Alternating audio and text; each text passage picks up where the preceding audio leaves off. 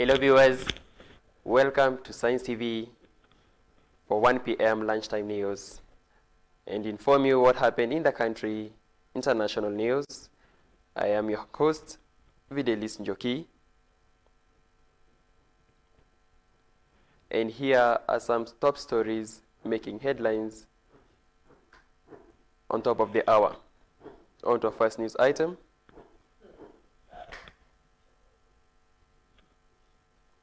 Deputy Inspector General of Police Eliud Lagat has refuted widespread claims that he stepped aside from his duties amidst ongoing investigation into the controversial death of blogger Albert Ojwang.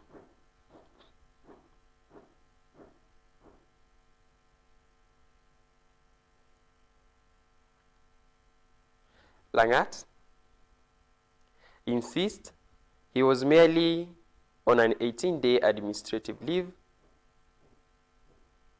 a distinction that has sparked further public outrage and accusation of a cover-up.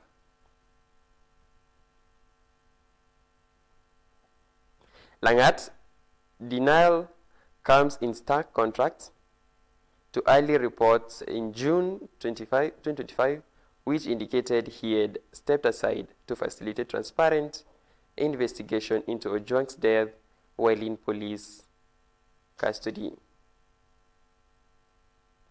Albert Ojwang was arrested on June 6, 2025 for allegedly publishing false information about Lagat on social media and was found dead in a Nairobi police cell 2 days later.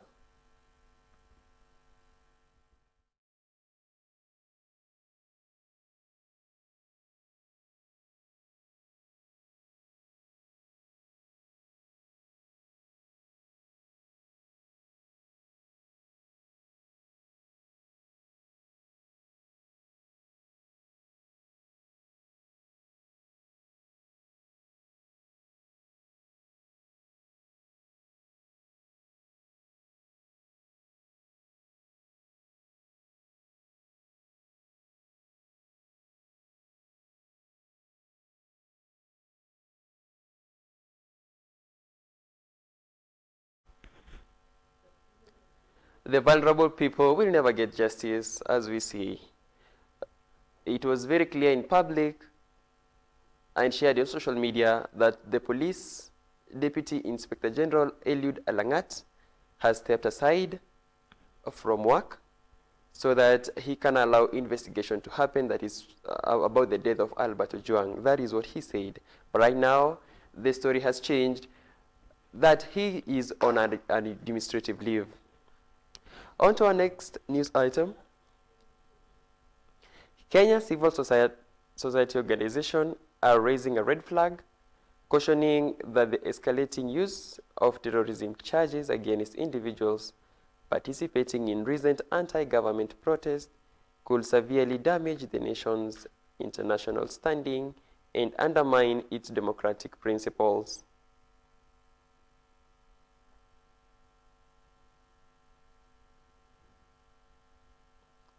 The alarm comes amidst a wave of arrests and charges, most notably the initial accusation of facilitating terrorist acts against prominent human rights activist Boniface Mwangi.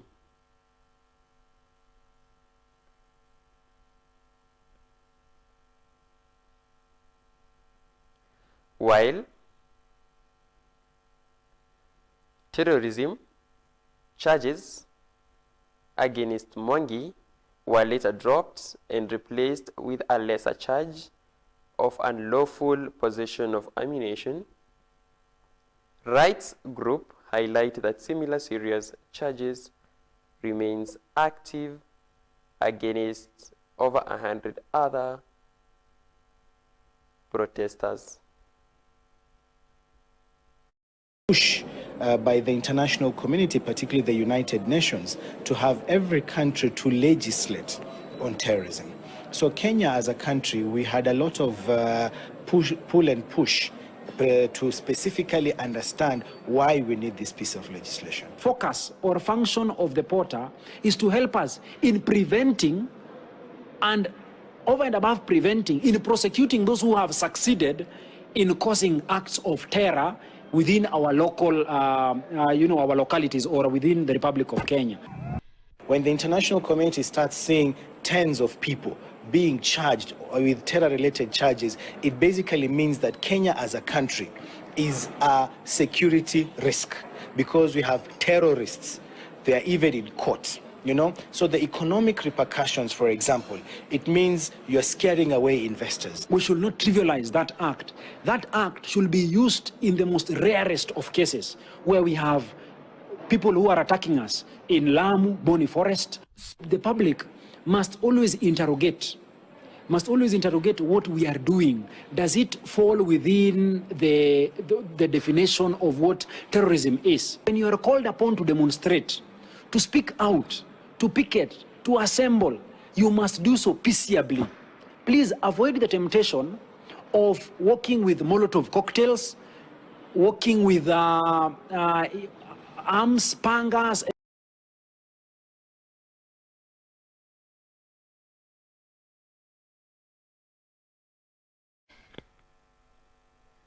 I wonder if this is a serious risk for and the rights of demonstration and now protection of human rights and on protest, and that will have changed the course of the charges of terrorism. We don't know the way forward about the protest in the near future. If the government is safe, we don't know. We have to be careful on how we will be. On to our next news item.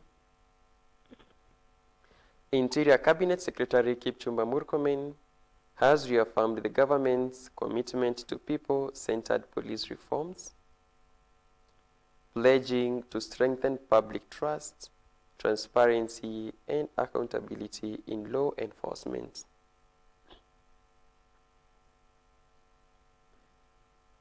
Speaking during the launch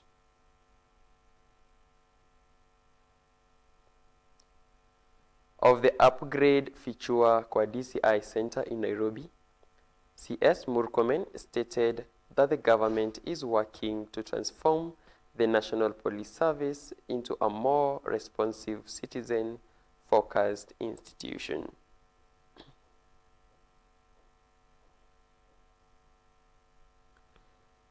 The enhanced center, developed through the Kenya-UK Security Cooperation, now features a WhatsApp reporting line and an advanced recovery server to support confidential crime reporting by the public. He noted that the Fichua kwa DCI platform enables Kenyans to report crime in confidence and has already helped resolve serious and complex cases involving murder, human trafficking, narcotics smuggling, and terrorism. Watu wengi wanaongea ati tumepeleka watu kotini kwa mambo ya terrorism. Ati kwa sababu walifanya kwa nini tunastaki watu kwa mambo ya terrorism. I want everybody who is challenging us and challenging the DCI and DPP and the criminal justice system to explain to me, if you invade a police station and burn it and steal guns and burn police lines and their houses, and you beat police officer, you burn courts, you burn administration units, you burn vehicles, you burn people's businesses. What is the crime? If you establish a criminal gang whose business is to invade people's businesses, If you finance some people to carry machetes, crude weapons, petrol bombs, to destroy people's property and government installations, what is that called? NADCI, this is an initiative centered by the police where you can report through a WhatsApp any crime in the neighborhood. So I don't know if it will be an act of fairness, but I'm wondering if these cases will not be fairly judged, then these reports will surely, if that is a big question, if these cases will be followed up and will be charged. On to our next news item. Dr. Swarup Mishra, the founder and owner of the Medihill Group of Hospital, is facing calls for immediate investigation and criminal charges for his alleged involvement in organ trafficking.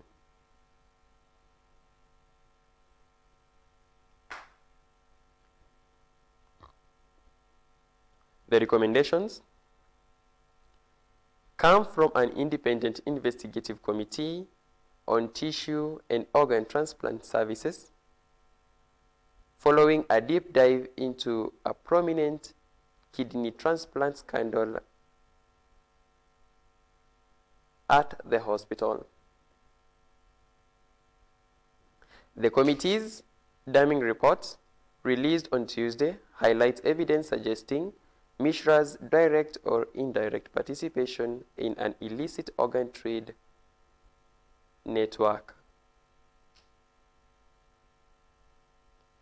The Medihill Group of Hospitals has been under intense scrutiny for months following allegations of organ harvesting and illegal transplant operations. They have told me how to fix the gaps in legislation. They have told me how to deal with the ethical issues. They have told me how to deal with the moral issues. They have told me how to improve on kidney transplantation. I want to assure you that report will not find itself in the shelves. It will be implemented. We will give it, I'll take it to Parliament, I'll take it to Cabinet, and it's for the people of Kenya.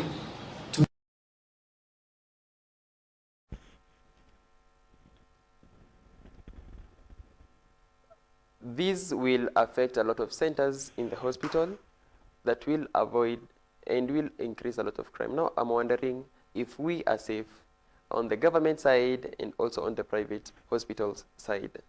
I don't know if our organs will be transplanted and will be trafficked to a known place. It is not very clear on what will happen, what is happening in our country. Let us just pray and continue.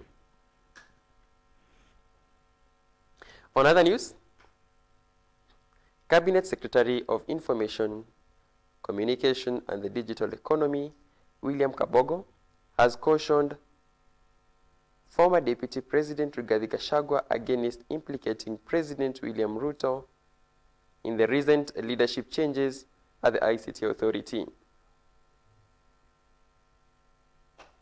Kabogo dismissed a widely circulated video in both Swahili and Kikuyu where Gachagua alleged that President Ruto had personally instructed Kabogo to dismiss former ICT Authority CEO Stanley Kamanguya and the entire board.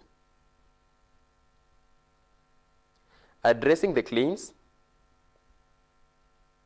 CS Kabogo stated equivocally that he had received no instruction from the President regarding the ICT Authority's leadership.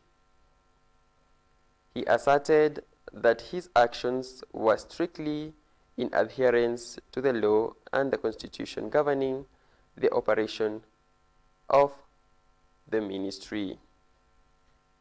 It is not the duty of the President to hire or fire CEOs.